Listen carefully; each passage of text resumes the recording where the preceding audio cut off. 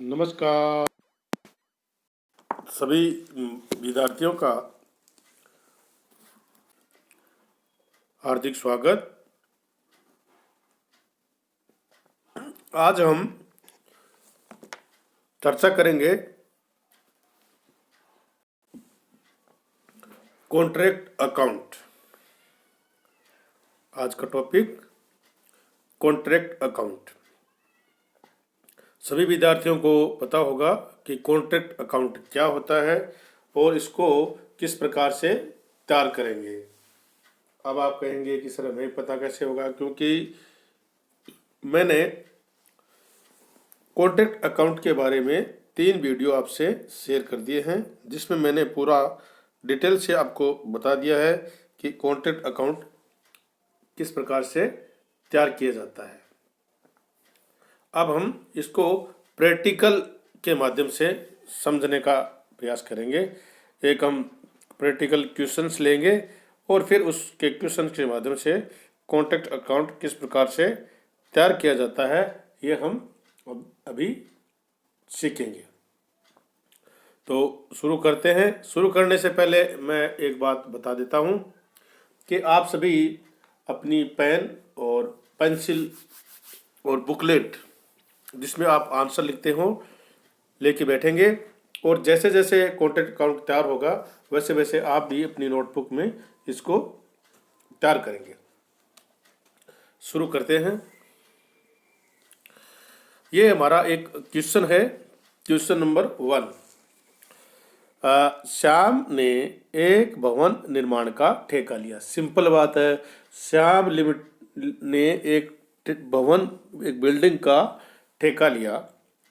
ठेका 1 जनवरी 2017 से प्रारंभ तथा 30 जून 2017 को समाप्त हुआ। ठेका मूल्य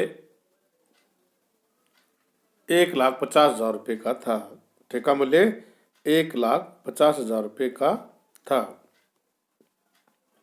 तथा इसने निम्न खर्चे किए। Shyam undertake a contract of a building. Contract start from 1st January 2017 and complete 20 June 2017. Contract price was 1,50,000 and incurred the following expenses: material issued, material in hand, direct expenses, wages, plant purchase। Material issue का amount है 8,750, material in hand 1,750, direct expenses 8,750 और wages का amount है 30,000 रुपये। Plant जो purchase किया है वो 17,500 का किया है। प्लांट पर 10% की दर से ह्रास लगाइए। प्लांट पर 10% की दर से ह्रास लगाइए। अप्रत्यक्ष व्यय मजदूरी का 20%। श्याम की पुस्तकों में आवश्यक खाता बनाइए। बहुत सिंपल है कि आपको श्याम जो कि ठेकेदार है उसके पुस्तकों में खाते बनाने हैं। तो श्याम ने एक ठेका लिया है भवन निर्माण का, जिसका मूल्य आपको दिया हुआ है 1,50,000 रुपये, और इसके साथ साथ अन्य खर्चे के बारे में सूचनाएं आपको दी गई है। लेकिन एक बात ज़्यादा महत्वपूर्ण है कि प्लांट परचेज किया है 17,500 और प्लांट पर जो डेप्रिसिएशन लगाना है वो 10% दर से लगाना है। अब इसमें हमें कोई सूचना नहीं दी गई है कि वार्षिक लगाना है या कैसे लगाना है, तो इसको हम मान लेते हैं कि 10% वार्षिक लगाना है। 10% वार्षिक का मीनिंग क्या हुआ कि आपको पूरे वर्ष का लगाना है। वार्षिक शब्द इसमें लिखा हुआ नहीं है।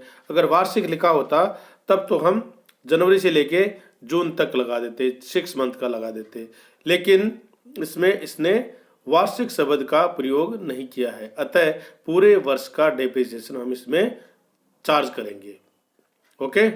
और एक बात और, अप्रत्यक्ष व्यय मजदूरी का 20% है, इसको भी आपको ध्यान में रखना है। अब हम तैयार करेंगे कॉन्ट्रैक्ट अकाउंट। ये देखिए,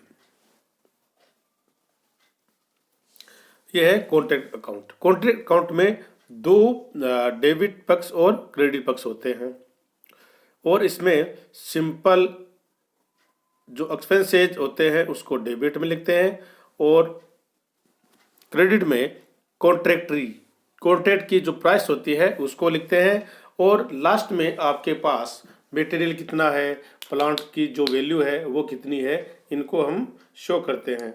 और अगर एक वर्ष के अंतर्गत अंदर ये कंप्लीट हो जाता है तो लाभ की गणना भी हम इसमें कर सकते हैं। ये जो ठेका था वो 1 जनवरी 2017 से प्रारंभ हुआ और 20 जून को ये कंप्लीट हो गया। इसका मतलब हम लाभ की गणना कर सकते हैं।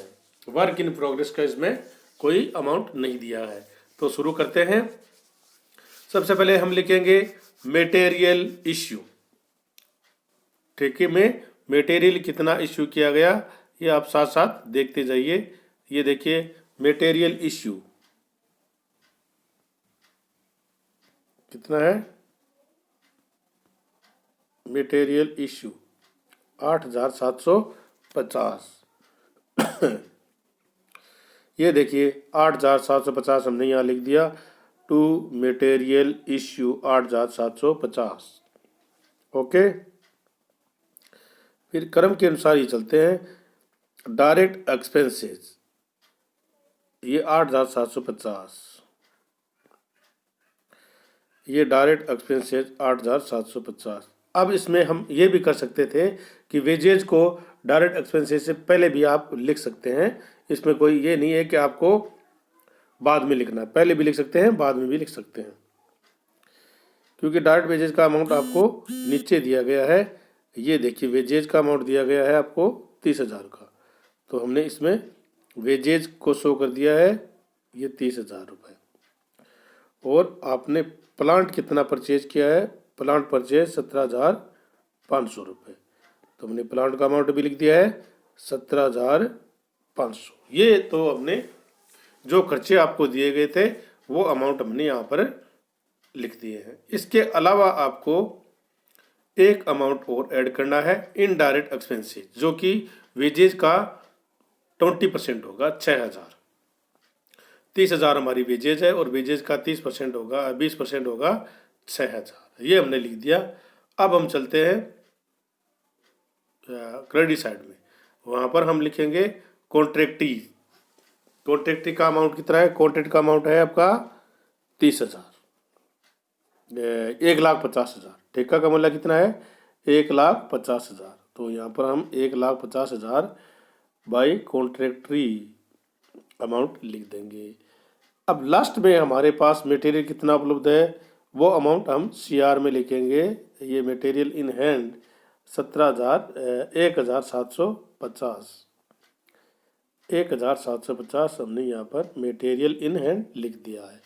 अब प्लांट के बारे में ये होता है कि डेबिट पक्ष में हम टोटल अमाउंट लिखते हैं और क्रेडिट पक्ष में जितना डेप्रिसिएशन है उतना डेप्रिसिएशन चार्ज करके शेष अमाउंट को प्लांट इन साइट ये लिख देते हैं। तो by plant at site, plant at site या प्लांट एट एंड।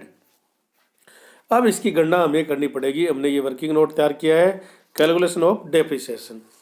तो वार्षिक शब्द उपलब्ध नहीं दिया नहीं होने के कारण हमने पूरे वर्ष का डेप्रिसिएशन इसमें चार्ज किया है। 17,500 का 10% करेंगे तो 1,750, तो ये हो गया डेप्रिसिएशन। तो प्लांट कितना रह गया एट एंड, 17,500 में से 1,750 को हम लेस करेंगे तो 15,750 प्लांट एट एंड। ये देखिए प्लांट एट एंड 15,750।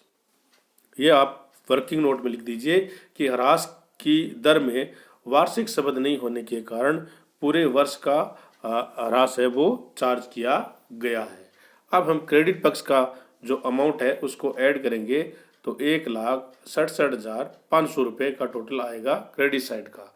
अब डेबिट साइड के टोटल में से क्रेडिट साइड की टोटल को घटाएंगे तो 96,500 हमारा आ जाएगा प्रॉफिट। 96,500 रुपये का आपको क्या आ गया प्रॉफिट। तो इसने जो बिल्डिंग का ठेका लिया था उसमें 96,500 रुपये का इसको प्रॉफिट हो गया है। बहुत ही सिंपल है। डेबिट साइड में हम खर्चे लिखेंगे और क्रेडिट साइड में आपके जो कॉन्ट्रैक्ट का वैल्यू है वो लिखेंगे और लास्ट में आपके पास कितना अमाउंट मटेरियल रहा एट साइट और प्लांट एट साइट ये लिख देंगे तो आपका प्रॉफिट का मूल्य है वो आपको ज्ञात हो जाएगा। बहुत ही सिंपल और आसानी से हम इसको हल कर सकते हैं। आप सभी विद्यार्थियों का बहुत बहुत धन्यवाद। Thank you.